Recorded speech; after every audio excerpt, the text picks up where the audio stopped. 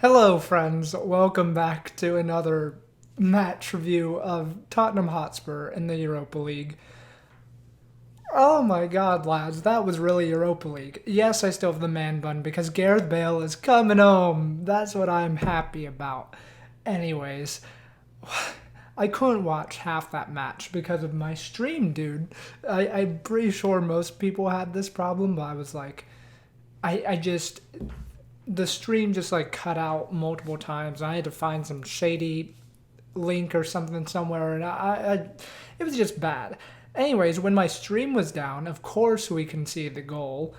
Uh, Apparently, and I've seen it kind of in a mist. I want to say like kind of in a fog. I can't really see too clearly what happened, but it looks like Ben Davies misses a header, and then someone nods it on, and Sanchez doesn't track his man.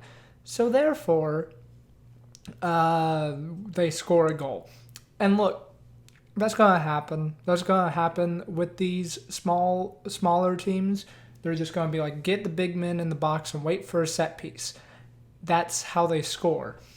And that's, I mean, it's typical, and I hate it. And I hate that we conceded against a Bulgarian team, especially when it was, this strong of a team. However, I and I have to admit, maybe I'm just being too positive here. I'm a positive guy most of the time for Tottenham, except when we lose to Everton on the first day of the season, admittedly. But I didn't think it was that bad. Like, Sonny was off today. I'm just gonna say that. Like, Son was just very, very off. Bergvine and Lo Celso were very, very creative today. Ran the show. Gave the man of the match to Lo Celso, obviously. Ben Davies was really good today. Apparently, he missed a chance near the end of the first half. But obviously, I couldn't see that because of the stream. um, but in the whole of things, I think we needed a difficult and frustrating result for these people because if we just had an easy game, that wouldn't be Tottenham. One. Two, I think it motivates the players even more to be like, okay, we can come from adversity and overcome this. I feel like I've said that so many times, but maybe just grinding out a win like this inspires us somehow. That's what I'm hoping for. Maybe if we blew them away, we would get complacent against Southampton. And we don't want to get complacent against Southampton. But either way, I'm glad there was a struggle. I'm glad they had to push through because it could have very well been that we just gave up. And I've seen that before, and I hate seeing that. But they got two men sent off, maybe three. I don't even know. And we scored a penalty. Harry Kane, whoop whoop. And then Ndombele came on, had a great game from what I could see. Like as soon as he came on, he was like hitting stuff from the outside of his boot and dribbling past these Bulgarian players like nothing. It was just he's absurd. He is absolutely absurd when he is in top form, and we got to see the midfield three of Ndombele, Lo Celso, and Højbjerg.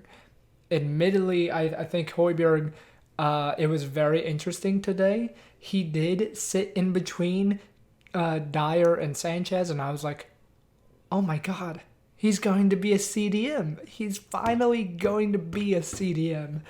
And it kind of worked. Because he did mop up a lot of loose balls and stuff and just really cleaned house. I thought he was really good today. And also, he just presses like a madman, but in selective areas. His passing was okay. There were a few times he set up something good. Other times he's not the best at passing, but he was okay. I do have to reiterate though, Lo Celso and Ben Davies had really good games. Ben Davies was playing like he knew Region was coming in. He was just like, I'm going to do all these through balls. I'm going to whip in all these crosses and whatever. And it almost worked out. Son really should have scored one or two of his chances he created, Ben Davies. So yeah, but then admittedly, Ben Davies should have scored. I think if Son was on form today, we would have blown them away and it would have been fine. I just don't think, yeah, I just don't think he was there today. And I don't think he was there for Everton either, at least not in the second half of Everton. And they were doing this weird thing, Son and Bergwijn, where Bergwijn and Son would switch sides sometimes, and it would kind of depend on which of the fullbacks was attacking. So if Doherty was going forward, it was mostly Bergwijn that was over there help him, and they had a really good connection today, I thought. If Ben Davies was going forward, it was Bergwijn on the left helping him out. So, or at least that's what I saw a lot of the time, but other times that they were just switching sides intermittently. Mostly in the second half, though, it was like this, I think. Really, I could only watch like a third of the second half, so it was just mad, man. But Lo Celso, I gotta talk about Lo Celso because he just runs the show in midfield. He presses, he wins the ball back. He's tenacious. He just runs with the ball, and when he runs with the ball, he runs strong with the ball. It's something we don't have. Just someone who can carry it. And Sissoko did admittedly have a few okay moments, but really, Ndombele, huge difference maker. Again, from what I could tell, but a lot of people were saying Sissoko was bad, so just saying that. But yeah, cannot reiterate enough how important Lo Celso is. And it's indicative that as soon as he was back fit, he's in for a whole 90. I hope he's okay. And I hope he's good to go versus Southampton because we need him. Let's talk about the back line. Dyer, a lot of people were upset about Dyer. He had a few very bad passes, I'm not going to lie. Very bad passes, like very overhit. But he also had one or two that came off, and I was like, okay. People were getting onto him about the free kick. He is the best right-footed free kick taker we have. If you think Harry Kane is better at them, no. I would like to see Son take one, but I just haven't seen one yet, so who knows.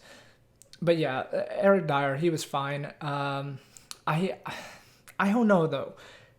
This is controversial, but I feel like Davinson, I am more insecure about Davinson in defensive areas than I am with Dyer, and I know that seems absurd, but that's just me right now. Sanchez has his uses, especially like tracking back and stuff, but just balls over the top, he just does not know how to deal with. And yeah, in possession, he scares me sometimes too. Dyer, admittedly, though, had one or two false passes today, too, that were not good. Doherty did have a good link up with Bergwijn a lot. They were doing 1-2s and switching out and stuff. And then when Lucas came on, kind of the same deal was going on. So good to see that. Hopefully he's fit for the weekend. I don't know if Serge is going to be playing. He didn't even travel to Bulgaria. So I don't know. Maybe we're planning to play him. We have a tough schedule. I just don't know how they're going to do it. Kane was playmaking. Here's one thing Dyer did well, and Højbjerg and a few others. They would drill the ball into Kane's feet, and Kane would flick it on to one of the runners of Lo Celso, Bergwijn, or Son, or whatever, and then carry on the move very rapidly. He would just do one touch, just flick it around himself. And that was really nice. And then sometimes Kane got the ball at his feet and was able to switch it out and stuff. But, yeah, not too much to write home about. Of course, he's going to score the penalty. We just know he's reliable. Other than that, he had I don't know what got into him in the first half, but he was dribbling like he was in 16-17 or something. He was doing step overs. He was doing I don't even know. He just, he was agile again, though, and it looked like he was trying to carry the team. And yeah, a good performance from Kane. If again, I think he had one or two chances to score. He had a header that their keeper saved really well. And I think he had one or two more chances. But yeah, once Kane gets going, we know he takes a little while to get going. But once he gets going, he'll be good. He's looking physically better than he did on Everton. So yeah, and we all know he was good at restart too. So I'm not too worried. Um, yeah, but we just this is so Spursy. It's just so yeah, it's so us have to struggle against a team like this. It reminded me of Colchester just a wee bit, but yeah, these things happen to Spurs, but it's important that we do dig in and get through. Even if it's against 9 men, I'll take it. That's we just can't ask for easy results right now with the mentality and the team right now. Hopefully this builds that though, and hopefully Gareth freaking Bale coming back to the lane and Reguilon coming into the squad lifts everyone. Oh yeah, one last thing on this. Lucas feeds it into Ndombele, and that's a nice goal too. You love to see Ndombele getting better and better. He's just, I am, if we can get him fit and firing, it's over for everyone else, or at least I hope so. Anyways, I will leave you with that. Thank you for watching. If you enjoyed, hit the like button, subscribe if you're new. Come on, you Spurs. Let's go do something against the Saints. Come on, you Spurs.